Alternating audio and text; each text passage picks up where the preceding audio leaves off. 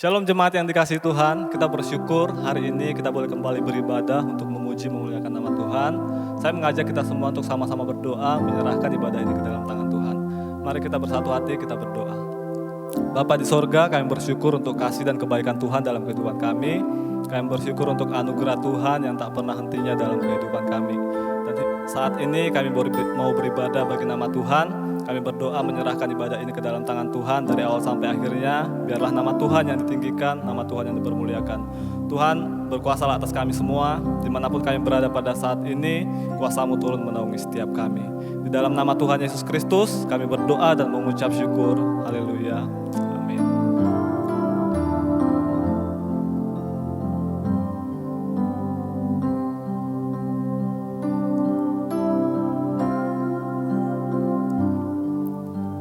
Yesus, Kau telah memulai segala yang baik dalamku. Engkau menjadikanku serupa gambaran-Mu dan berharga di mata-Mu. Yesus, Kau telah memulai karya yang mulia dalamku.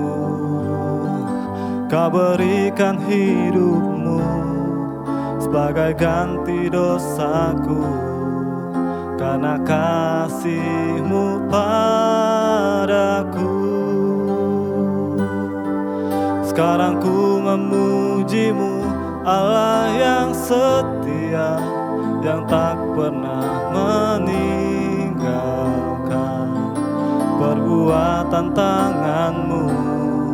Sekarang ku menyembah-Mu, Allah yang mulia, sempurnakan segenap hidupku agar indah bagimu.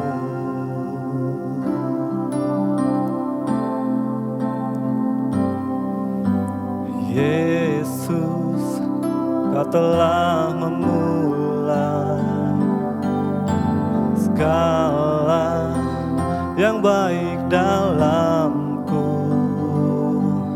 Engkau menjadikanku serupa gambaran-Mu dan berharga di mata-Mu. Oh Yesus, Kau telah memulai segala yang mulia dalamku.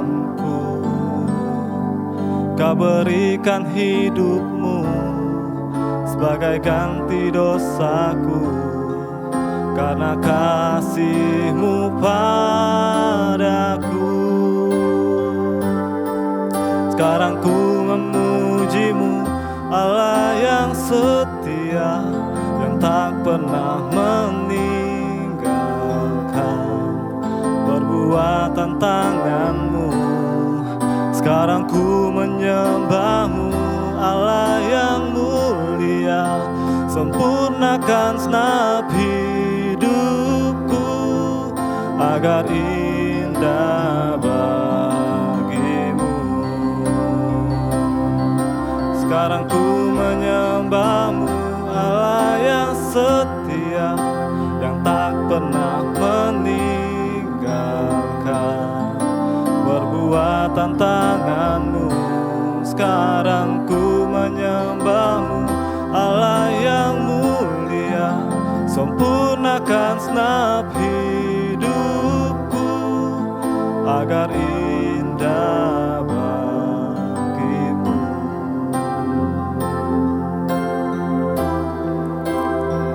Agar indah bagimu Tuhan Yesus.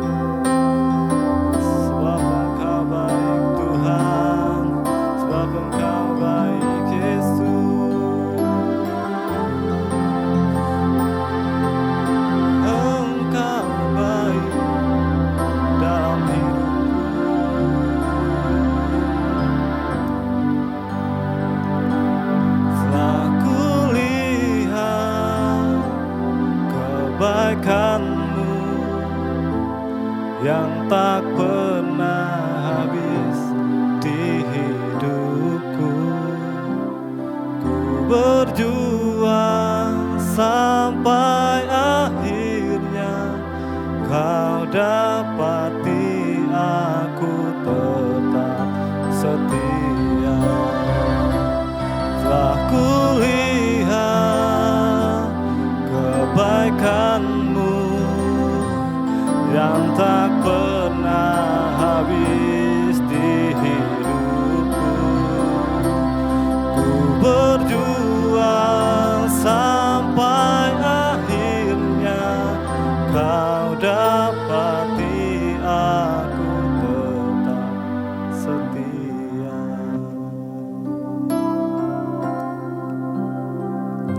Selidiki aku,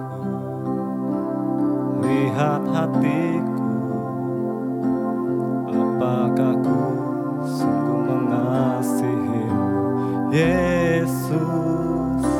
Kau Maha Tahu dan menilai hidupku, tak ada yang tersembunyi bagi-Mu.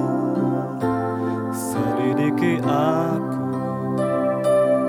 lihat hatiku, apakah ku sungguh mengasihi-Mu, Yesus. Kau yang Maha Tahu dan menilai hidupku, tak ada yang tersembunyi bagi-Mu. Telah kulihat kebaikan-Mu yang tak pernah habis di hidupku. Ku berjuang sampai akhirnya Kau dapati aku tetap setia. Telah kulihat kebaikan-Mu yang tak pernah habis di hidupku. Ku berjuang sampai akhirnya Kau dapati aku tetap setia. Kau dapati aku tetap setia. Kau dapati aku tetap setia.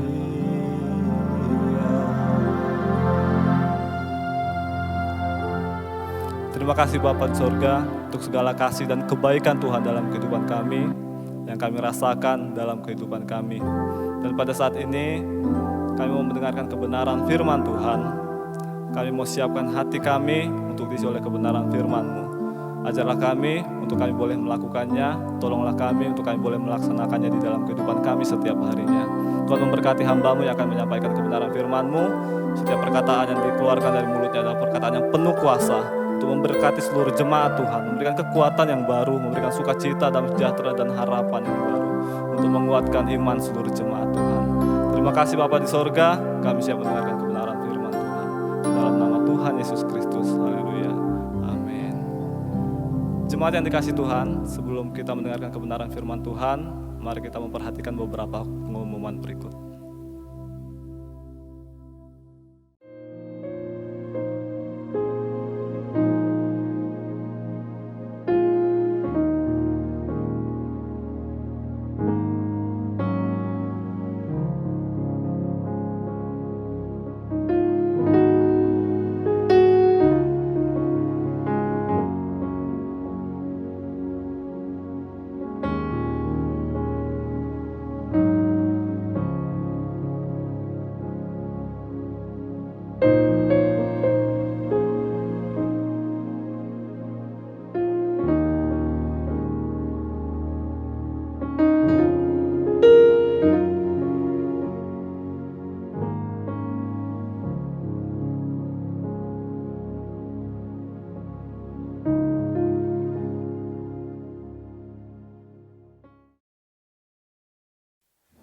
Shalom Bapak Ibu Saudara semuanya.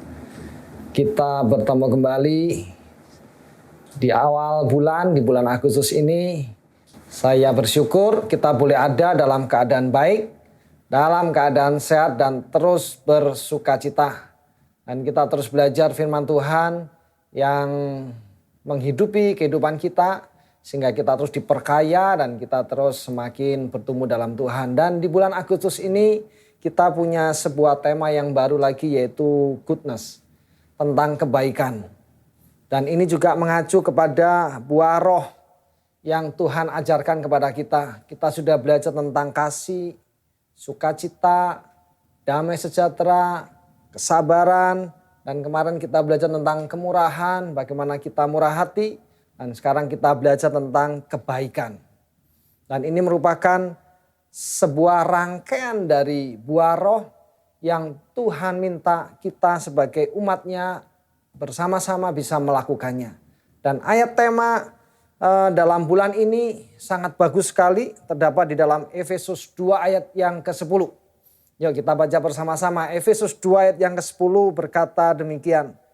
Karena kita ini buatan Allah, diciptakan dalam Kristus Yesus untuk melakukan pekerjaan baik yang dipersiapkan Allah sebelumnya. Ia mau supaya kita hidup di dalamnya. Amin. Sekali lagi ya, kita baca Efesus 2 ayat 10. Karena kita ini buatan Allah, diciptakan dalam Kristus Yesus untuk melakukan pekerjaan baik yang dipersiapkan Allah sebelumnya. Ia mau supaya kita hidup di dalamnya. Nah saudara, kita akan belajar tentang kebenaran firman pada saat ini yang Tuhan ingin kita mengerti bersama-sama, yaitu tentang kebaikan. Nah kita melihat banyak orang punya pandangan bahwa semua keyakinan itu sama. Semua ajaran itu sama. Bahkan ada orang yang punya prinsip semua agama itu sama. Yaitu sama-sama mengajarkan kebaikan. Tetapi saat ini saya mau sampaikan kepada kita semua bahwa ada banyak yang berbeda. Karena tidak semua agama itu mengajarkan sesuatu yang baik. Contoh kalau kita coba selidiki agama-agama yang di luar Indonesia, itu banyak sekali bahwa mereka mengajarkan untuk mengorbankan manusia demi mencapai sebuah tujuan. Mereka juga ada yang mengajarkan tentang menggunakan sihir, menggunakan roh-roh kegelapan dan lain-lainnya. Tetapi juga ada orang yang mengatakan semua agama kan baik, mengajarkan sebuah kebaikan, mengajak untuk kita menjadi sebuah pribadi yang baik. Nah saat ini saya ingin berbagi, menyampaikan firman Tuhan kepada kita semua tentang kebaikan ini. Dikatakan bahwa kebaikan itu ditentukan dari motivasi yang ada di balik kebaikannya orang. Jadi orang berbuat baik itu ditentukan dari sesuatu yang memotivasi dirinya untuk berbuat baik. Nah, melalui ayat ini kita akan melihat konsep dari firman Tuhan tentang kebaikan. Saya baca lagi ayatnya. Saya nggak banyak ayat, fokus kepada ayat ini. Dikatakan karena kita ini buatan Allah, diciptakan dalam Kristus Yesus untuk melakukan pekerjaan baik yang dipersiapkan Allah sebelumnya. Ia mau supaya kita hidup di dalamnya. Yang pertama, kita melihat kalimat yang pertama mengatakan, karena kita ini buatan Allah. Nah, di sini dengan jelas dituliskan bahwa kita ini buatan Allah dalam terjemahan bahasa Indonesia. Tetapi kalau kita lihat terjemahan yang lain, khususnya terjemahan bahasa Inggris, itu punya pengertian lebih dalam lagi. Yaitu kita ini buatan milik Allah. Jadi kalau terjemahan Indonesia dikatakan kita dibuat oleh Allah. Tetapi lebih dalam lagi artinya yaitu kita ini buatan milik Allah. Jadi kita dibuat di mana kita ini milik Allah. Dikatakan his workmanship, yaitu karya miliknya. Karya miliknya Allah. Nah, di sini Paulus menekankan sebuah aspek kepemilikan. Ini yang penting. Di mana kita bukan saja dibuat oleh Allah, tetapi kita ini adalah milik dari Allah. Ini yang menjadi kita bersuka cita bersama. Kita ini adalah miliknya Allah. Pada waktu kita percaya kepada Kristus dikatakan kita ini milik Allah. Dan nanti kita akan sempurna pada saat Kristus datang kembali yang kedua. Di dalam ayat-ayat sebelumnya, Efesus 1 ayat yang ke-14 mengatakan seperti itu. Nanti pada waktu saat Kristus datang kembali, kita ini yang menjadi milik Allah itu menjadi sempurna. Nah, kata buatan, dibuat oleh Allah, di dalam perjanjian baru dia diberikan pengertian yaitu kepada alam semesta. Untuk alam semesta, buatan Allah. Dan di perjanjian lama mengacu kepada pekerjaan dari seorang penjunan. Kita tahu ya, penjunan sering sekali dijadikan sebuah ilustrasi atau contoh. Penjunan membuat sesuatu yang tidak berarti menjadi sesuatu yang berarti. Penjunan. Sehingga kalau kita lihat kata buatan Allah ini, itu sesuatu yang istimewa. Nah, dibuatnya bagaimana? Sesuatu yang luar biasa yang bagaimana yang Tuhan buat. Nah, inilah yang manusia tidak bisa nyelami. Sehingga di dalam Pengkhotbah 3:11 dikatakan ia membuat segala sesuatu indah pada waktunya. Bahkan ia memberikan kekalan dalam hati mereka. Kalimat berikutnya, tetapi manusia tidak dapat menyelami pekerjaan yang dilakukan Allah dari awal sampai akhir. Manusia tidak bisa menyelami pekerjaan Allah yang dilakukan oleh Allah dari awal sampai akhir. Sehingga manusia dikatakan dalam Mazmur kita cukup dengan memuji, memuliakan nama Tuhan.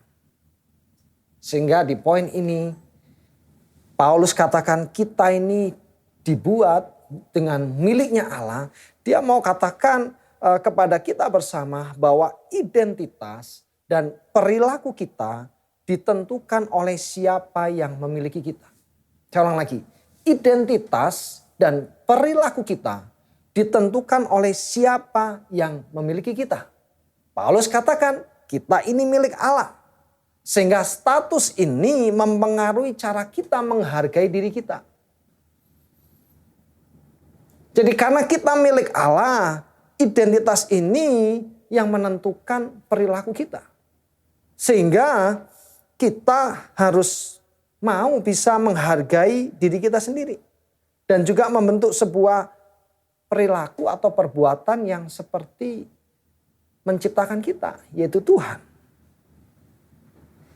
Dan sesuatu yang dibuat tentu penghargaannya akan lebih besar. Ambil contoh, lukisan. Lukisan kalau dilukis dengan tangan, kan ada ya dijual lukisan tangan. Terus ada juga cetakan, seperti lukisan bagus sekali. Tentu nilainya lebih tinggi lukisan. Karena hasil karya sendiri. Contoh lagi batik. Ada banyak batik. Ada batik yang tulis. Wah, diukir, ditulis. Ada batik yang cetak, sablon. Nah, ini harganya murah. Tapi kalau batik tulis harganya mahal. Dan kita ini dibuat dengan tangannya Allah sendiri. Sehingga Allah itu sangat menghargai kita. Dikatakan kita unik di mata Allah. Dan setiap kita adalah hasil dari karya Allah yang indah. Poin pertama, firman Tuhan mengatakan kepada kita, kita ini dibuat dan dimiliki oleh Allah. Sehingga hidup kita harusnya dipengaruhi oleh siapa yang memiliki kita. Yang kedua saudara, saya baca lagi ayatnya. Karena kita ini buatan Allah, diciptakan dalam Kristus Yesus untuk melakukan pekerjaan baik. Poin 2 ini di kalimat diciptakan dalam Kristus Yesus. Diciptakan dalam Kristus Yesus. Kalimat ini merupakan sebuah anak kalimat. Nah, ini menjelaskan dari kalimat yang pertama. Bahwa dikatakan kita ini buatan Allah. Diciptakan dalam Kristus Yesus. Ini menunjukkan bahwa sebuah cara Allah menciptakan kita bagaimana? Kita diciptakan di dalam Kristus Yesus. Bukan melalui Kristus Yesus. Beda. Di dalam Kristus Yesus artinya apa? Di dalam kaitan dengan persekutuan kita dengan Tuhan. Dengan Kristus. Ada banyak ayat di dalam surat Efesus ini. Mengatakan bahwa kita ini di dalam Kristus, kita di dalam Yesus, kita di dalam Dia, kita di dalam Tuhan. Paulus selalu tekankan kalimat-kalimat seperti itu. Bahwa kita semua ini buatan Allah di dalam Kristus. Sehingga hidup kita harus terus bersekutu dengan Kristus. Jadi kita tidak bisa hidup sendiri. Apalagi di masa-masa sekarang ini. Masa-masa yang luar biasa sulitnya. Kita nggak bisa sendiri. Kita harus menyadari kita ini dibuat oleh Allah. Kita hidup di dalam Kristus. Sehingga setiap kita yang ada, mari kita boleh belajar. Kita selalu hidup dalam Kristus. Kita selalu belajar untuk hidup intim dengan Tuhan. Setiap hari baca firman-Nya, kita berdoa. Siapa lagi sudah memberikan kekuatan kepada kita? Beda dengan yang lalu. Mungkin yang lalu bisa ketemu, bisa ngobrol, bisa sharing. Kalau sekarang ada keterbatasan, tetap bisa. Tetapi berbeda. Bahkan ada penelitian yang mengatakan media elektronik ini cuman bisa menggantikan sekitar 3 dari 12 kebutuhan komunikasi manusia. Yes, saya percaya itu. Sehingga ayo kita mendekat kepada Tuhan. Kalau saat ini ibadah tidak sendiri, katakan kepada di kiri kanan saudara, ayo kita belajar intim terus dengan Tuhan. Kita belajar mendekat terus kepada Tuhan. Supaya kita ada kekuatan. Yang ketiga saudara, dikatakan karena kita ini buatan Allah, diciptakan dalam Kristus Yesus. Apa saudara? Untuk melakukan pekerjaan baik. Nah di sini. Saya senang sekali Tuhan berikan hikmat kepada gereja kita. Untuk mengambil ayat ini sebagai ayat tema di bulan Agustus ini. Tidak hanya baik-baik yang bagaimana ya. Ini secara beruntun sistematis ayat ini Paulus tuliskan memang dari hikmat dari Tuhan. Untuk melakukan pekerjaan baik. Nah di sini muncul. Jadi melakukan pekerjaan baik ini muncul setelah kalimat diciptakan di dalam Kristus Yesus. Apa artinya saudara? Ini tadi di kalimat di statement awal saya katakan banyak orang mengatakan yang penting baik. Tetapi saya mau katakan baik ini mesti dilihat dulu dari motivasi dan tujuannya. Ayat ini menjelaskan dengan jelas. Apa itu saudara? Dikatakan untuk melakukan pekerjaan baik ini muncul setelah kalimat kita diciptakan dimiliki Allah di dalam Kristus Yesus. Paulus mau katakan apa? Perbuatan baik kita mengikuti keselamatan yang dari Kristus, di dalam Kristus. Jadi perbuatan baik ini bukan mendahului keselamatan. Kita diselamatkan dulu, setelah itu baru kita melakukan perbuatan baik di dalam kebenaran. Dan kalau kita melihat di ayat yang sebelumnya, ayat 8 dan 9 Efesus 2 mengatakan, sebab karena kasih karunia kamu diselamatkan oleh iman. Itu bukan hasil usahamu, tetapi pemberian Allah. Itu bukan hasil pekerjaanmu. Jangan ada orang yang memegahkan diri. Tidak ada satu perbuatan baik pun yang kita bisa lakukan untuk kita bisa diselamatkan. Paulus mengatakan itu. Jadi kita diselamatkan oleh Allah. di dalam Kristus Yesus. Setelah itu kita melakukan pekerjaan atau perbuatan baik. Jadi perbuatan baik kita ini yang kita lakukan itu didahului dengan keselamatan yang Tuhan berikan melalui Kristus Yesus. Nah, lantas berbuat baik untuk apa? Kalau bukan untuk supaya masuk surga, supaya dosa-dosa diampuni. No, saudara. Pada waktu kita percaya kepada Kristus, pada waktu kita menyatakan Yesus Tuhan dan Juru Selamat kita, disitulah Tuhan memberikan keselamatan kepada kita. Bukan perbuatan baik, tidak ada satu perbuatan baik pun yang membawa kita kepada surga. Tetapi sebagai wujud ucapan syukur, Paulus menasihatkan kepada kita untuk kita selalu mau berbuatan baik. Melakukan perbuatan baik.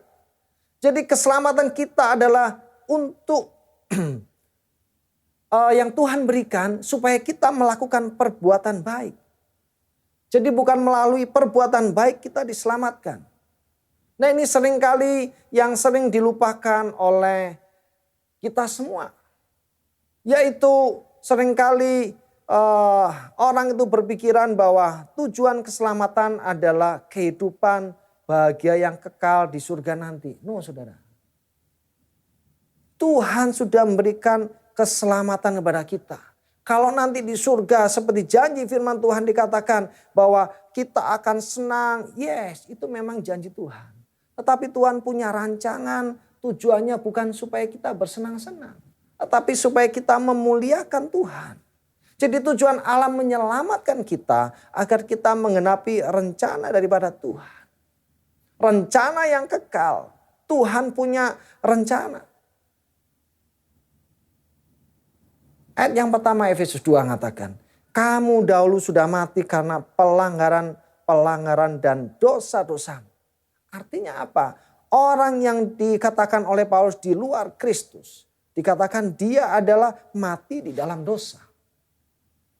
Mati karena pelanggaran-pelanggarannya.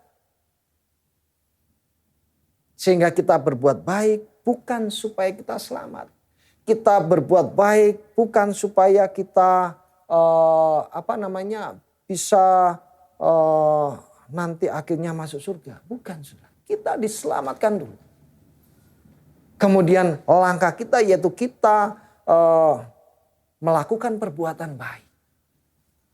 Nah, saya mau sampaikan ini di awal bulan Agustus ini supaya kita paham bahwa kita berbuat baik karena kita sudah diselamatkan.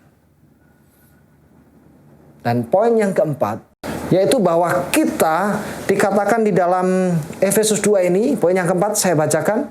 Karena kita ini buatan Allah, diciptakan dalam Kristus Yesus untuk melakukan pekerjaan baik yang dipersiapkan Allah sebelumnya. Yes, saya sangat suka kalimat ini. Paulus katakan, untuk kita melakukan perbuatan baik yang dipersiapkan Allah sebelumnya. Tuhan ini adalah ternyata sebuah pembuat konsep yang luar biasa. Tuhan sudah menata luar biasa. Ternyata bahwa kita melakukan perbuatan baik ini sudah dipersiapkan Allah sebelumnya. Allah sudah memikirkan jauh-jauh waktu. Allah sudah memikirkan sebelum kita ada. Allah sudah memikirkan pada waktu kita dilahirkan. Yaitu apa? Supaya kita percaya kepada Tuhan. Diselamatkan. Kemudian supaya kita melakukan perbuatan baik. Jadi tujuan dari Allah menyelamatkan kita adalah kita menggenapi rencana yang kekal. Tuhan punya rencana yang besar atas hidup kita. Dan maka oleh karena itu Allah menyelamatkan kita. Jadi keselamatan itu bukan tujuan akhir. Hidup kekal di surga itu bukan tujuan akhir. Tujuan akhir apa, saudara? Yaitu kita memuliakan Tuhan. Baik di bumi, baik di surga. Kalau Tuhan berikan kesenangan di bumi, di surga, nah itu adalah bonus. Tetapi Tuhan punya sebuah rancangan yang kekal, yaitu supaya manusia memuliakan Dia. Maka Dia selamatkan manusia, supaya manusia berbuat baik, dan perbuatan baik itu sudah dirancangkan oleh Tuhan. Oleh karena itu, saya mengajak kepada kita semua supaya kita mau masuk dalam rancangan Tuhan. Saya bacakan Efesus 1 ayat 4, ayat-ayat sebelumnya. Mengatakan demikian. Sebab di dalam Dia Allah telah memilih kita sebelum dunia dijadikan. Allah telah memilih saya, Allah telah memilih saudara sebelum dunia dijadikan, supaya kita kudus dan tak bercacat di hadapannya. Tuhan sudah merancangkan kita untuk Tuhan memakai kita melakukan perbuatan baik. Makanya Tuhan menyelamatkan kita. Allah sudah menetapkan segala sesuatu menurut keputusannya. Bahkan ayat 11 mengatakan, kami yang dari semula ditentukan untuk menerima bagian itu sesuai dengan maksud Allah. Sudah ditentukan. Tuhan sudah merancangkan. Sehingga keselamatan di dalam Kristus merupakan sarana demi perwujudan rencana Tuhan yang kekal. Tetapi banyak orang lupa akan hal ini. Bahkan mungkin meremehkan. Mereka menggunakan Allah untuk mencapai rencana hidup mereka. Padahal Allah itu sang konseptor. Tuhan itu perencana dari hidup kita. Tetapi dibuat sarana atau alat untuk mencapai tujuan kita. Perancang justru digunakan sebagai tukang untuk mencapai keinginan manusia. Pembuat rencana hanya dijadikan sebagai sarana. Tuhan tidak dikasih dan tidak ditaati, tapi justru dimanipulasi untuk keinginan sendiri. Hingga saya mau katakan kepada kita, mari kita mau lakukan perbuatan baik untuk menggenapi, mau dipakai oleh Tuhan menjadi rencananya, menggenapi rencana Tuhan. Siapkah kita mensyukuri keselamatanmu dalam Kristus dan menggenapi rencana Allah? Sebentar kita akan bersekutu dengan tubuh dan darahnya. Wujud Yesus telah menyelamatkan kita. Dia telah rela, sangat baik, sangat mencintai kita. Mari kita belajar mensyukuri dan mau menggenapi sebuah rencana besar yang Tuhan sudah kerjakan untuk kita terus berbuat baik, menempel kepada pokoknya, menjadi salah satu buah yang berkenan kepada Tuhan. Amin. Mari kita angkat pujian. Haleluya Tuhan. Terima kasih Tuhan.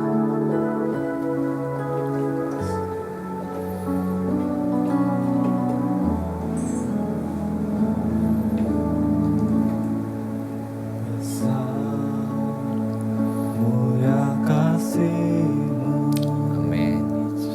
Kau korbankan hidup-Mu, curahkan darah-Mu, Yesus. Haleluya. sebagai ganti dosaku. Amin Yesus.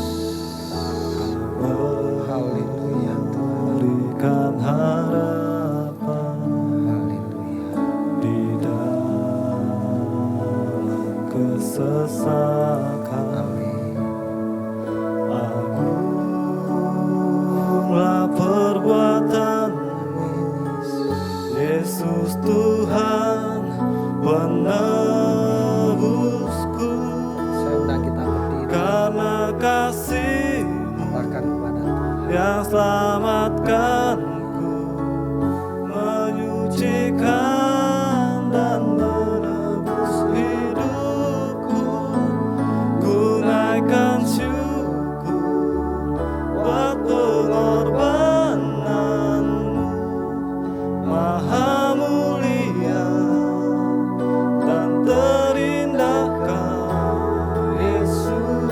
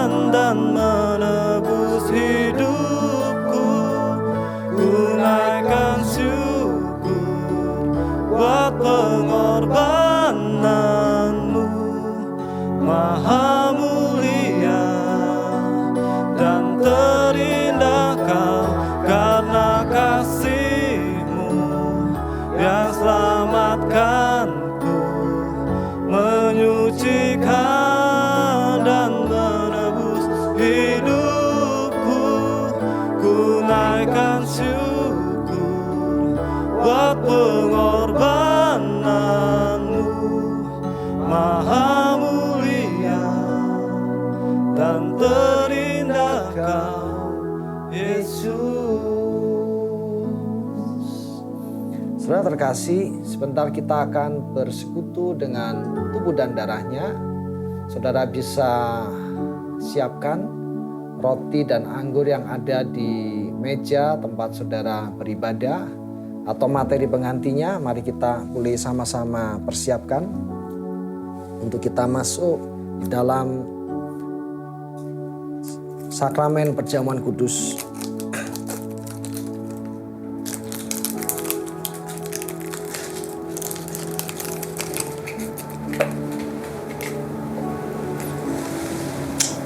Terima kasih Tuhan. Saudara boleh angkat roti di tangan kanan di atas kepala kita.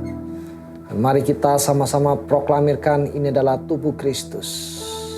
Tuhan, terima kasih buat berkat firman-Mu Tuhan. Engkau menyatakan kebenaran firman-Mu untuk kami boleh mengerti bersama bahwa Engkau sangat mengasihi kami. Engkau telah mati bagi kami Tuhan. Karena sebuah rancangan yang besar untuk kami hidup untuk Engkau Tuhan dan melakukan perbuatan baik. Dan Engkau sudah mati bagi kami Tuhan. Dan tubuh-Mu Tuhan yang terpecah-pecah Tuhan, itu mampu menyucikan, menguatkan kami Tuhan. Dan sebentar kami akan bersekutu dengan tubuh dan darah-Mu. Urapi kami bersama dimanapun kami berada. Terima kasih dalam nama Tuhan Yesus Kristus. Dan saudara, mari kita dengan firman Tuhan yang mengatakan sebagai berikut.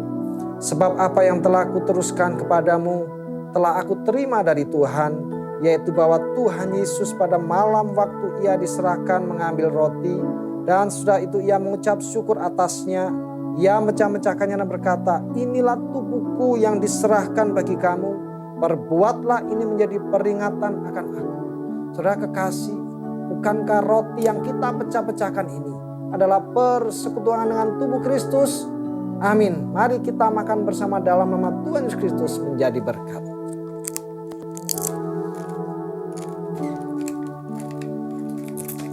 Terima kasih Tuhan.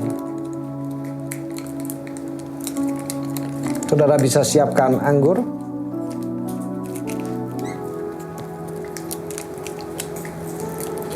Dan mari bersama-sama kita angkat di tangan kanan kita. Kita angkat tinggi di atas kepala dan kita proklamirkan bahwa ini adalah darah Kristus. Kita dengar firman Tuhan. Demikian juga Ia mengambil cawan sesudah makan, lalu berkata, cawan ini adalah perjanjian baru yang dimeteraikan oleh darahku. Perbuatlah setiap kali kamu meminumnya menjadi peringatan akan aku. Sebab setiap kali kamu makan roti ini dan minum cawan ini, kamu memberitakan kematian Tuhan sampai Ia datang. Saudara kekasih, bukankah cawan minuman yang atasnya kita ucapkan syukur ini adalah persekutuan dengan darah Kristus? Amin. Mari kita minum bersama di dalam nama Tuhan Yesus Kristus menjadi berkat.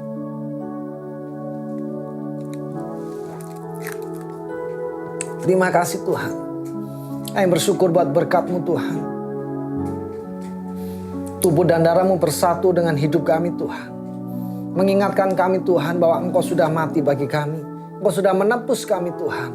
Dan kami mau hidup Tuhan menggenapi rencana-Mu yang agung. Rencana-Mu yang luar biasa Tuhan. Yaitu kami terus berbuat baik Tuhan. Karena Engkau telah baik atas hidup kami. Mampukan kami Tuhan dengan kuat kuasa-Mu Tuhan. Untuk menjalankan setiap firman-Mu. Meteraikan firman dalam hidup kami. Untuk kami lakukan bersama. Dimanapun umat-Mu berada Tuhan. Tuhan boleh menjamah umat-Mu Tuhan. Apapun yang menjadi kebutuhan mereka. Engkaulah jawaban kami Tuhan. Yang sakit Tuhan jamah Tuhan sembuhkan. Yang punya problem masalah Tuhan. Biarlah kami boleh ingat bahwa Engkau tidak saja menyelamatkan kami Tuhan. Tetapi Engkau juga menolong saat kami ada di dunia ini Tuhan. Dan kami berharap terus kepada Engkau. Engkaulah pengharapan kami. Jamah setiap umat-Mu dimanapun berada Tuhan. Terima kasih Tuhan Yesus yang juga doakan kerinduan kami Tuhan. Yang boleh beribadah bersama-sama kembali Tuhan. Tuhan Yesus Tuhan menolong. Biarlah keadaan semakin baik. Dan kami boleh beribadah kembali. Hikmat-Mu boleh menyertai setiap kami yang ada. Kami juga doakan buat pemerintah yang ada. Tuhan terus berikan hikmat. Tuhan terus menyertai Tuhan. Sehingga setiap keputusan dan tindakan yang diambil semua berasal dari Tuhan. Terima kasih Tuhan Yesus, kami juga serahkan orang-orang yang sakit, Tuhan juga menjamah, Tuhan menyembuhkan mereka. Kami juga serahkan mereka yang bekerja, biarlah mereka bekerja dengan baik. Mereka terus semangat dan terus sehat. Mereka yang sekolah meskipun online, anak-anak boleh sekolah dengan baik. Mereka boleh diberkati, mereka boleh berkonsentrasi dan tetap sehat. Setiap keluarga pribadi, setiap pribadi semua tetap sehat di dalam naungan-Mu Tuhan. Terima kasih Tuhan Yesus, terima kasih. Kami bersyukur buat ibadah saat ini Tuhan. Dan saudara kekasih, sebelum kita akhiri, mari kita menerima berkat dari Tuhan. Kita angkat tangan kita. Turunlah, terimalah berkat dari Allah Bapa di surga. Cinta kasih sayang dari Putra yang tunggal Tuhan Yesus Kristus, Juru Selamat kita. Dan persekutuan yang indah dari kuasa Roh Kudus yang tinggal terus menyertai memberkati kita mulai saat ini sampai selama-lamanya. Terimalah dengan iman di dalam berkat nama Tuhan Yesus Kristus. Semua yang percaya katakan amin. Tuhan Yesus memberkati. Shalom semuanya.